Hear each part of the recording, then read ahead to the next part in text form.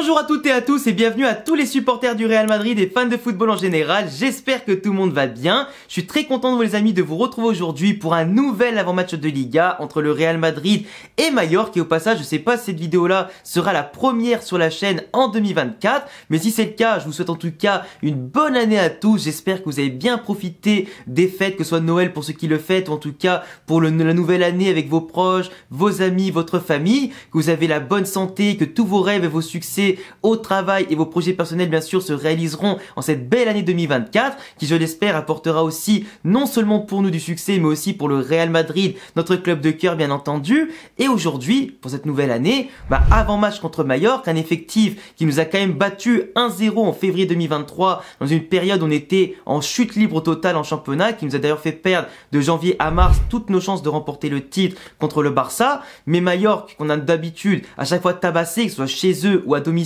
quand on regarde en tout cas l'historique des confrontations, surtout les 5 dernières, va quand même aujourd'hui faire beaucoup de mal, je pense, défensivement au Real Madrid, avec un effectif qui va, je pense, jouer en 5-4-1, 5-3-2 pour bien sûr bétonner avec un double rideau défensif chez nous, mais on va leur montrer que malgré les fêtes de Noël, on va passer au-delà des obstacles, qu'on va rompre en tout cas la malédiction du Real Madrid de post-fête en général, qui ronronne un petit peu pour reprendre son année et sa suite de sa saison, pour bien sûr continuer d'être leader, continuer la course contre Gérone, continuer de distancer l'Atlético et le Barça et montrer en quoi le Real Madrid est la meilleure équipe d'Espagne et du monde. Donc, comme d'habitude, analyse de Mallorca, leur composition, leur forme, les clés du match, en tout cas analyse aussi des joueurs clés de Mallorca, voir comment le Real Madrid pourra jouer, réagir et bien sûr s'en sortir avec après ça mon pronostic du match. Alors par rapport à la forme de Mallorca en Liga, ils sont 14e de Liga pour 18 points pris en 18 matchs, donc 1 point pris en moyenne par match, avec bien sûr 17 buts marqués pour 22 encaissés, donc ils encaissent plus qu'ils nous jouent de matchs et ils marquent moins qu'ils jouent de matchs. Donc on a une équipe qui marque très peu, avec une défense qui sait quand même,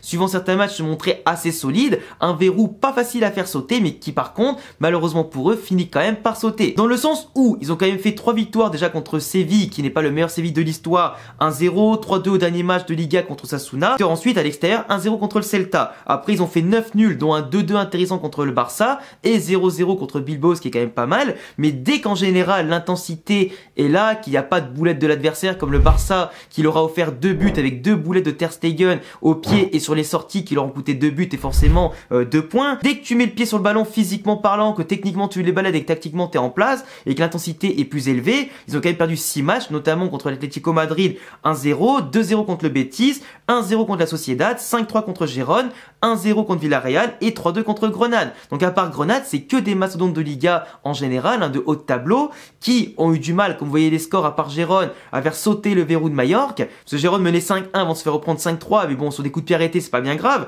Mais du coup, les autres, 1 ou 2-0, ça prouve que Mallorca va venir normalement avec un 5-3-2 ou 5-4-1, poser le bus, jouer avec ses armes, c'est-à-dire sur les longs ballons, sur les déviations notamment de Muriqi, qui a fait très mal au Barça par exemple, en tout cas à Gérone de base ou à d'autres équipes, ou simplement des joueurs qui sont assez rapides, des joueurs aussi qui sont assez percutants, qui vont la jouer à l'expérience en étant bien placés et jouer à 1-2 touches de balle sur leur sortie de balle. Mais globalement, c'est pas l'équipe qui va imposer le plus de possession, le plus d'attaques, qui va tirer le plus de fois au cage et qui normalement devrait te faire le plus mal. Alors par rapport aux stats globales de Mallorca qui sont quand même super intéressantes, on a quand même 48 cartons jaunes, c'est la top 6 à ce niveau-là en Liga, donc une équipe qui fait beaucoup de fautes, qui va du coup beaucoup au duel et forcément qui a subi beaucoup de coups francs aussi dans sa moitié de terrain et qui des fois manque un peu de patience et qui en provoque beaucoup, ce qui par exemple peut aussi leur faire perdre le ballon sur des actions un petit peu bizarres, trop agressives et tout ça. Ils ont pris seulement un rouge, pour vous donner un ordre d'idée, le Real Madrid a quand même pris 32 cartons jaunes à ce stade-là de la saison, donc il y a quand même 16 cartons jaunes d'écart. C'est la 16e pire équipe à l'extérieur, ils n'ont pris que 6 points à l'extérieur et aussi en termes de buts marqués, donc 17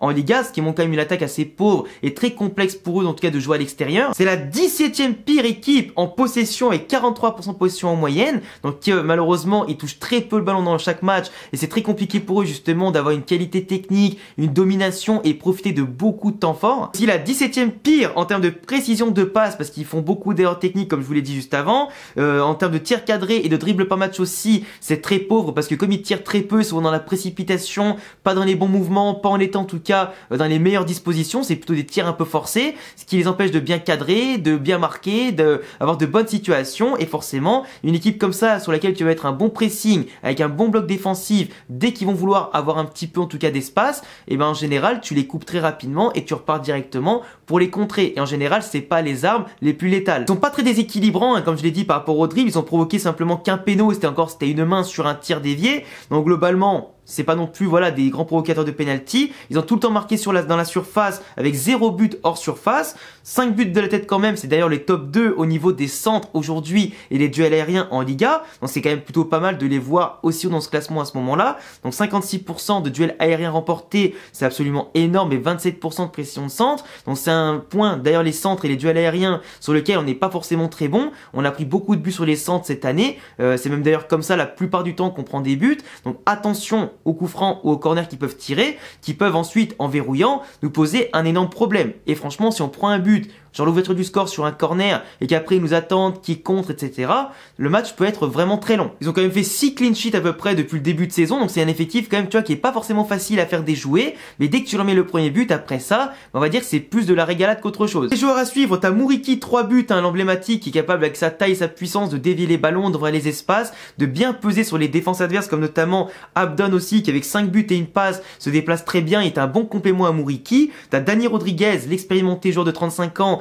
3 buts et une passe décisive, qui est un vrai en tout cas chef d'orchestre du côté de Majorque et qui sera le maître à jouer au niveau technique de Majorque. Après t'as le duo de milieu de terrain récupérateur Samuel Costa et Manu Morlanes, qui sont en général assez physiques, assez techniques, mais qui courent beaucoup après le ballon, qui n'arrivent pas à maintenir leur équipe à flot dans la possession. C'est des très bons relanceurs, mais c'est pas non plus des marathoniens, ni tu vois les mecs qui peuvent te contester la possession sur énormément de temps. Après t'as quand même des joueurs intéressants comme Mascarel, comme Darder, comme Nastasic, comme Raume Costa, etc. Dans un effectif qui est quand même assez complet, avec des vieux de la veille de la Liga, des joueurs expérimentés, des petits jeunes qui veulent se montrer, mais globalement c'est pas l'effectif individuellement parlant qui a le plus de talent. Là au Real Madrid, tu vois, par rapport à la compo que je te montre, donc avec notamment, alors je pense que Kepa commencera l'année titulaire avec Vasquez, avec aussi Fran Garcia, vu que Mendy sera sûrement absent, que Carvajal aussi, qui a repris l'entraînement de derrière, tout comme Camavinga, tout comme Arda Güler et aussi Vinicius. Mais je pense pas que les absents vont revenir tout de suite titulaires, faut pas rêver, mais au moins remplaçants, et ça sera un petit peu normal je pense, sauf s'ils sont vraiment à 100% et qu'Ancelotti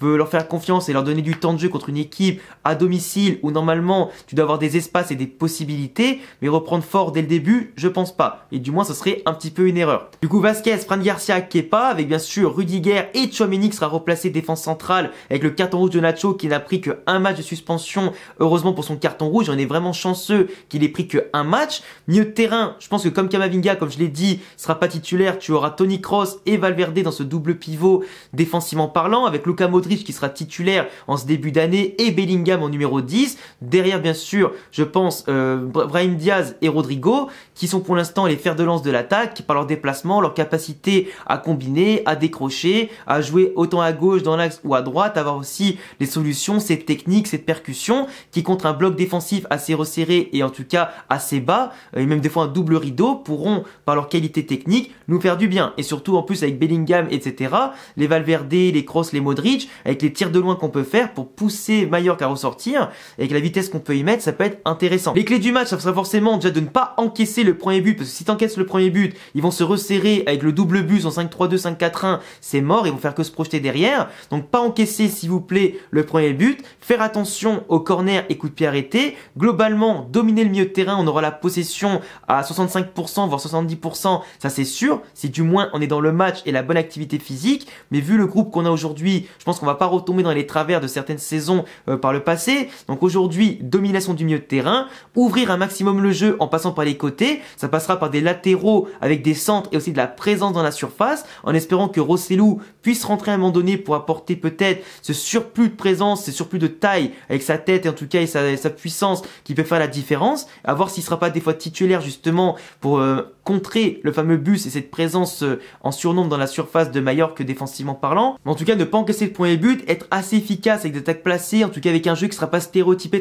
pas trop prévisible, faire coulisser un maximum le bloc de Majorque et surtout avoir des transitions très rapides parce que Majorque va avoir des incursions assez compliquées, des longs ballons qui peuvent des fois avec leur vitesse ou quoi nous prendre à défaut, donc faire attention à être bien aligné, anticiper justement ces longs ballons qui peuvent arriver et dans notre dos et faire en sorte justement après de les bousculer par rapport à une équipe qui est souvent coupée en deux, qui a du mal, qui a une défense très peu, en tout cas très mal alignée et qui peut en général plus couler qu'être solidifiée. En tout cas ma compo je pense qu'elle est pas trop mal et je pense qu'après le plan de jeu forcément avec une équipe qui est en forme comme la nôtre où il y a très peu de défauts ajouté dans ce 4-4-2 défensivement ou offensivement parlant, on marque quand même 3-4 buts par match, on en prend très peu, donc aujourd'hui je vois pas d'axe d'amélioration en tout cas plus que ça. Je pense qu'on gagnera ce match peut-être sur un 3-0 ou un 4-1, du moins je vois bien 2 ou 3 buts d'écart minimum, si bien sûr le Real Madrid est sérieux, mais on connaît le Real Madrid après les fêtes, mais ce serait quand même dommage de perdre des points pour finir entre guillemets la première partie des 19 premiers matchs de Liga et surtout dès janvier quoi. Et mettre la pression sur les concurrents et gagner des points avant la Supercoupe d'Espagne qui va nous prendre de l'énergie entre l'Atlético Madrid et une potentielle finale contre le Barça au Osasuna, à un moment donné il faut faire les devoirs dès le départ. Enfin bref, je vous laisserai me dire en commentaire ce que vous en pensez parce que mis à part ça, Arda Güler et tout ça seront peut-être dans le groupe, mais est-ce qu'ils vont rentrer comme les Vini et tout ça? Il y a moyen. Arda Güler, je suis pas sûr qu'il rentre avant le match de Copa del Rey contre la 4ème division, mais s'il peut rentrer au moins pour 5-10 minutes et toucher quelques ballons, ça peut être intéressant, au moins pour la confiance et montrer que ça y est, il est plus blessé. Enfin bref, je vous laisserai me dire en commentaire quels sont vos avis, quels sont vos pronostics pour ce match-là, en tout cas pour la nouvelle année, et puis n'hésitez pas à vous abonner, cocher la cloche, le petit pouce bleu, les réseaux en description, et bientôt les frérots pour prochaine vidéo. Ciao!